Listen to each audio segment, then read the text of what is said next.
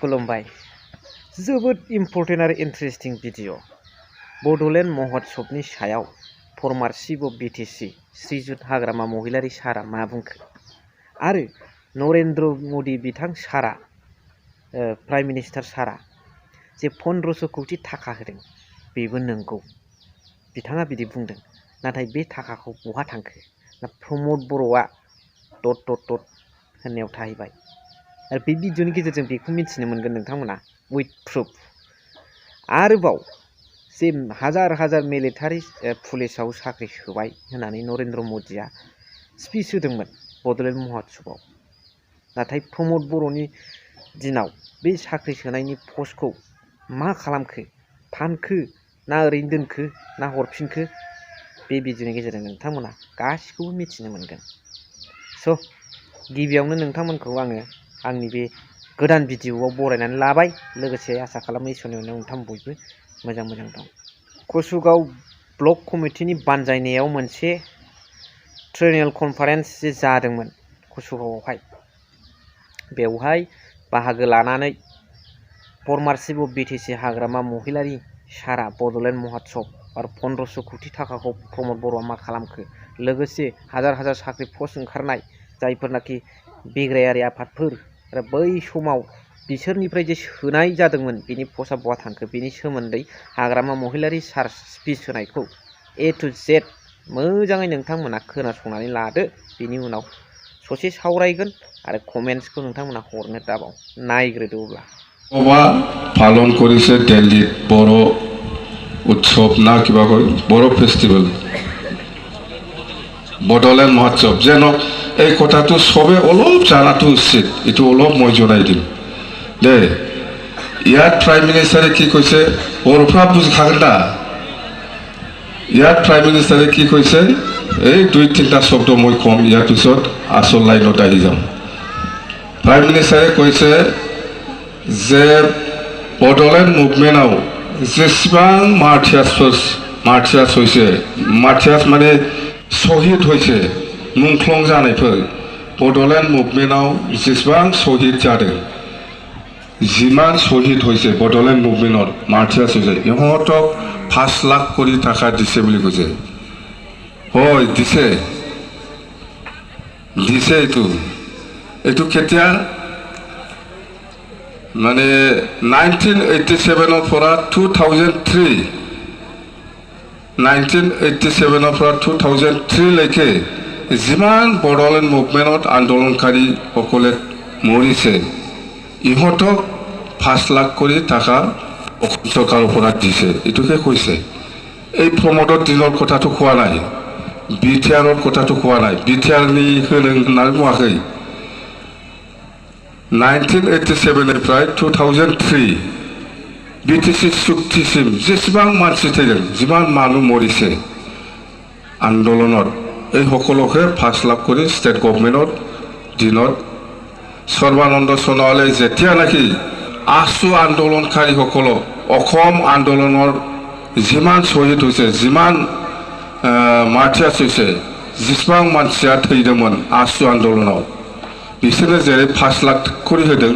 जोंबो जेहेतु बे समाव सरकाराव दंखायोमोन खालि आसुनि आसाम आन्दोलननिल' नङा बर' आन्दोलनखौबो होनांगौ होननानै जोङो दाबि दैखांनानै बे 5 लाखखौ मोनदों आरोखि बे खोथाखौसो बुंदों बे बुंनाया गाज्रि जायाखै खिन्थु प्रमदनि बे बिटिआर चुक्तिनि खोथाखौ बुङाखै बे 1987 मायथाइनिफ्राय 2003 नङा होमबा 2003 सनसिम जेसेबां मुंख्लं जादों बिसोरनि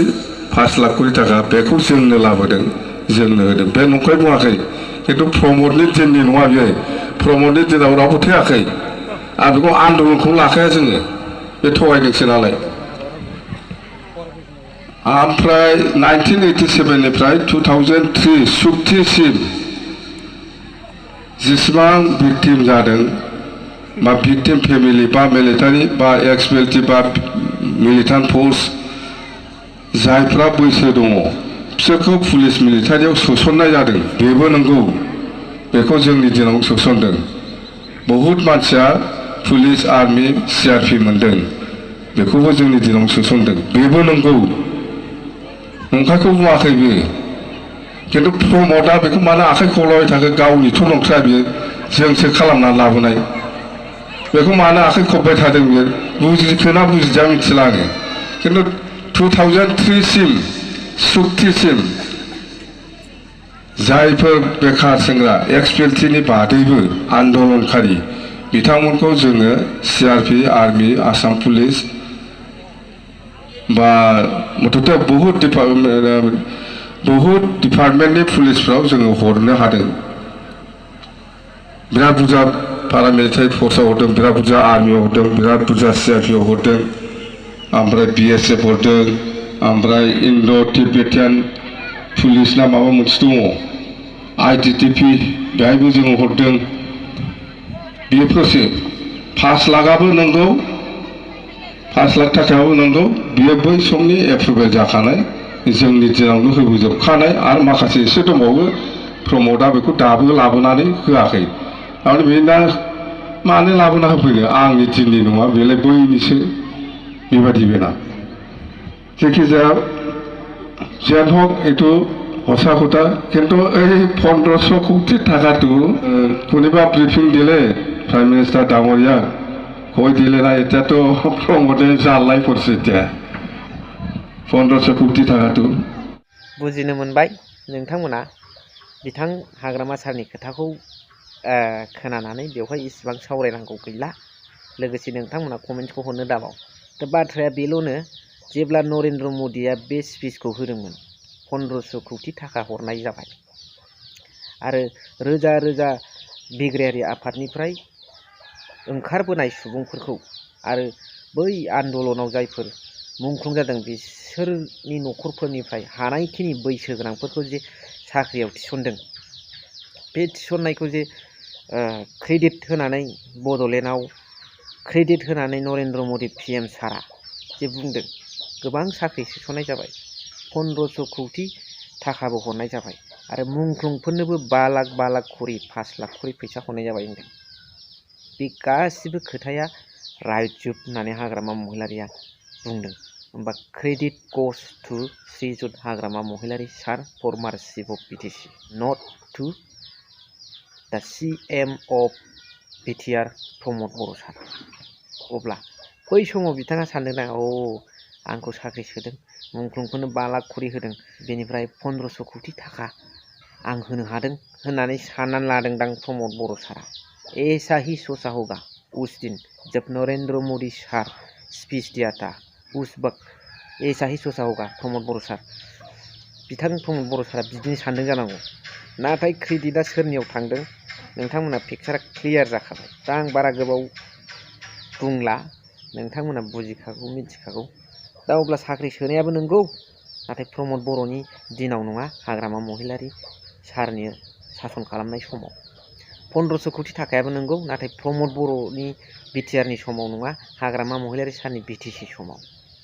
मुंख्लंफोरनो 5 लाख खरि फैसा होनायाबो नंगौ नाथाय हाग्रामा महिलारि सारनि समाव बिटिसिनि समावहायसो बिटिआरनि समाव नङा अब्ला जाय खोथाखौ नरेन्द्र मदि बिथां सारा बुंदों बे खोथाया गासिबो नंगौजोब नाथाय क्रेडिटखौ सोरबाया गावनि गोसोजों लानो मोन्दों बादि मोन्दोंमोन गावनो होदों बादि मोन्दोंमोन नाथाय सिंजों सिं क्रेडिटआ सोरनाव थांदों बेखौ रायजो राजाफ्रा दिनै बे भिडिअनि गेजेरजों मिथिनो मोनबाय बा हाग्रामा महिलारि सारनि स्पिचनि गेजेरजों मिथिनो मोनबाय अच्छा हमने ये कर दिखाया इसीलिए क्रेडिट हम पे आया नरेंद्र मोदी जी ने हमको क्रेडिट दिया ऐसा ही सोचा होगा दीपेन बर' सार भी but credit has gone to Hagrama महिलारि सार ultimately you have to understand all of you my friends तो हमें ये मानना चाहिए बीटीआर गवर्नमेंट ने खुश भी नहीं किया और यहाँ पे खुश भी नहीं है जो भी हो रहा है और जो भी होने जा रहा है वो बीटीसी गवर्नमेंट के वजह से बीटीसी एक्ट की वजह से ये हमेशा हमें याद रखना चाहिए